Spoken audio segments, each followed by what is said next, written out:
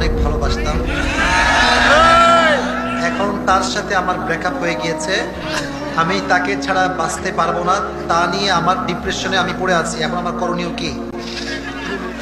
আচ্ছা আচ্ছা আচ্ছা আচ্ছা আচ্ছা আচ্ছা না না না, কোনো হাসাহাস চলবে না।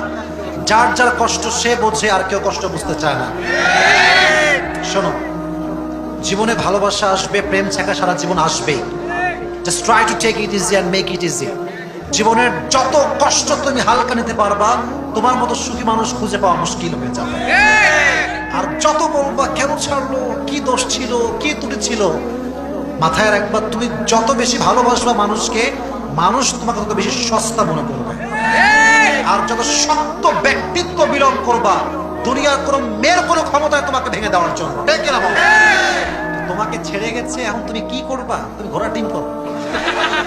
ছেড়ে গেছে মানে চলে গেছে, ও তোমার জন্যই ছিল না। যে তোমার জন্য আছে সে তোমাকে কখনো ছাড়তেই পারবে না, আর যে তোমার জন্য নেই সে সারা জীবন তোমাকে ছাড়ার জন্য বাহানা খুঁজে বেড়াবে। ঠিক না যুবক? তো তোমার জন্য যুবক যে প্রশ্ন দিয়েছো, তাকে আমি দাঁড় করাতে চাই না, তাকে আমি নাম বলাতে চাই না। This is private question from private person.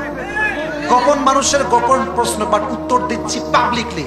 এক নম্বর কথা মাথায় রাখবা, যারা তোমাকে বা যে তোমাকে বিয়ের আশ্বাস দিয়ে প্রতারণা করবে, ৩-৪ বছর প্রেম করবে, বিয়ের সময় তোমাকে বিয়ে করবে না, মাথায় রাখবো ওই প্রতারক গেছে মানে তোমার জীবনটা বেঁচে গেছে। আরেকটা কথা মাথায় রাখবা, গার্লফ্রেন্ডের সঙ্গে বিয়ে না হইলে কাঁদবা 2 বছর, আর বিয়ে হয়ে গেলে কাঁদবা আজীবন।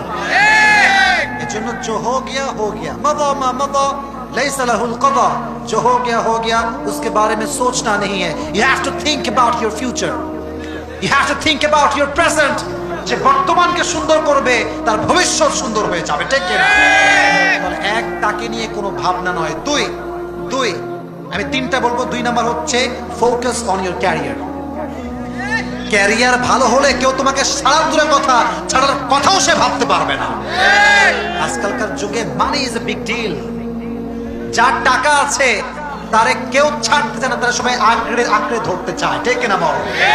Focus on your career. যার জীবন সুন্দর, টাকা পয়সা আছে, জব আছে, তারে কেউ ছাড়তে পারে না, তারা সবাই ধরতে চায়। ঠিক না বল যুবকেরা?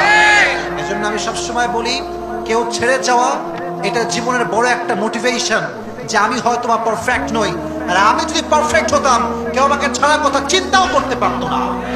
তাহলে নাম্বার 2 হচ্ছে ফোকাস অন ইউর ক্যারিয়ার।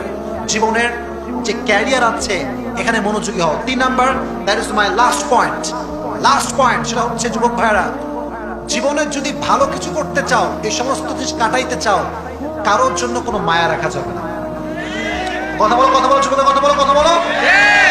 জীবনটা সুন্দর হয় তখন, এই জীবনে মায়া না থাকে যখন। আর এই মায়া যদি ভুল ব্যক্তির প্রতি হয়, পুরো জীবনটা ধূলিসাৎ হয়ে যায়।